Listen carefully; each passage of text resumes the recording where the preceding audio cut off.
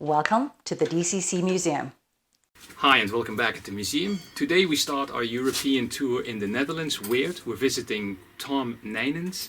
He has something interesting to show with us in regards to car stereos.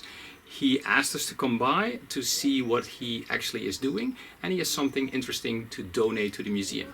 So tag along with us and we're going to share his story with you. Hello. Today I have an interview with the DCC Museum. I have some passion to DCC. After I think 5 years ago I started buying Sony Wii D6C. In my youth I had some cassettes and I was interested. So I bought it, I restored it, serviced the device. It was a very nice project. So after that I bought some other Walkmans, mostly from the DD series. On a day I came across a DCC822.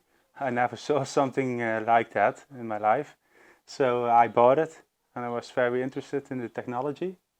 After that I did some Google searches and I found the DCC Museum. There was a lot of know-how and a lot of information there.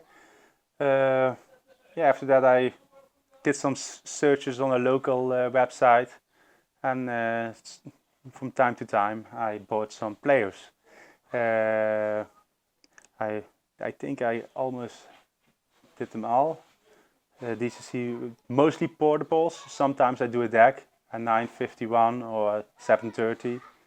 But mostly the DCC 170, 75 with a special link cable. I had some of them, but only one for personal use now. And I also have some car decks. DCC 130, I did a couple of them.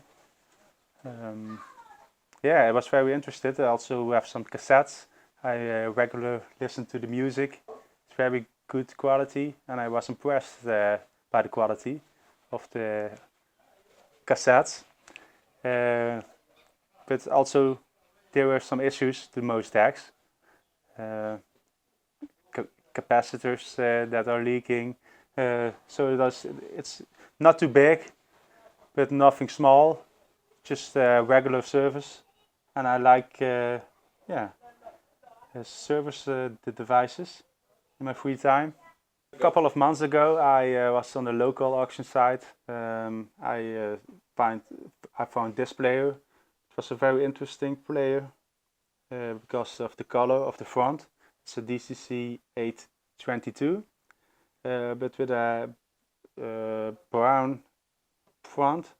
So I thought I'd buy it. It's a little bit of a gamble, but it arrived. It was in perfect condition.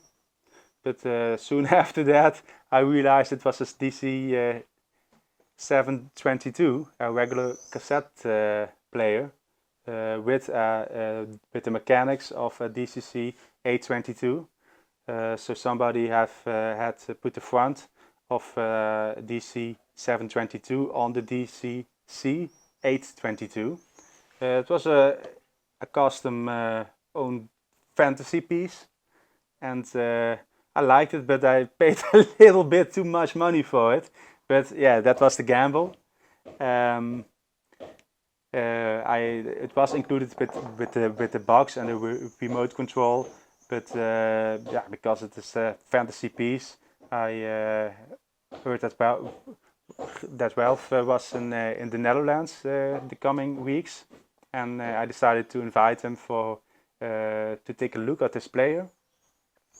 Previously there was also some conversation about it on Facebook and on the DCC Museum forum, and I decided to donate this piece to the museum because I think it belongs there. I can do nothing with it, so I think it's a nice addition to the museum in America.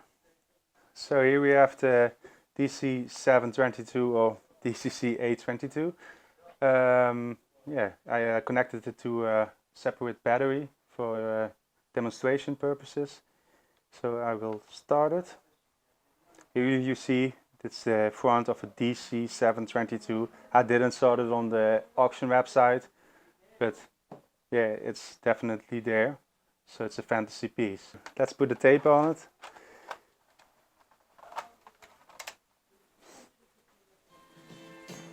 It's working perfectly.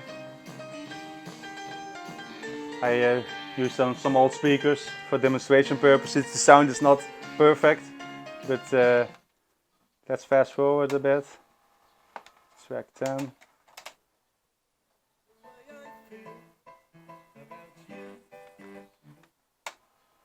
Track 12. All functions are working. It's a nice piece. It's not so fast with fast forward as a DCC951 or another third generation player. So this is now we're gonna remove the front. And this is the front of a DCC822 824. And it can also be clicked in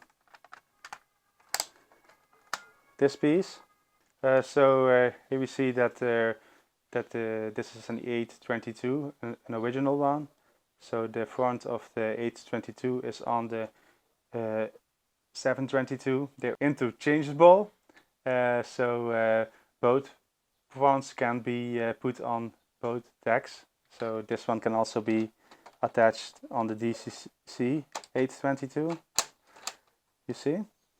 So that was made during the same time period as the DCC822. This one is the production one is a little bit longer than the 822. I understand. So yeah, also the Dolby logo is some different, and of course the name is different and the color. But beside that, it's the same display. This is another donation that I'm going to make to the DCC Museum. This is a prototype of the DCC822.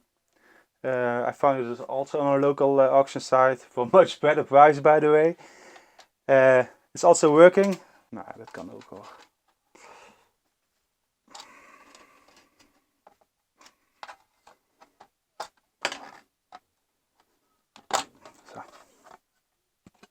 So I opened the radio. What you see here is a special chip. I'm not a real electronic guy, not so deep into that, but some other forum member told me this chip was not on the production models, but also only on the prototype model. There is some wiring here, and there's also the text muster. That means prototype. These wires from the chip are going to these connectors, and after that I don't know where it's used for. So it's a nice addition to the DCC Museum collection. I think these wires are also not in the production one. This one is used for testing and engineering the DCC822. First I thought what I want to do with it, because it's a prototype. I knew that on the DCC Museum it would be a nice addition, and it would be used maybe for reverse engineering or some more knowledge about the devices. So I decided to donate it to Ralph and the museum. Because if I sell it on eBay, then it's gone, maybe forever, and nobody knows about it. So I think that's a good use case for this prototype, and I hope it's a nice addition to the museum. Thank you.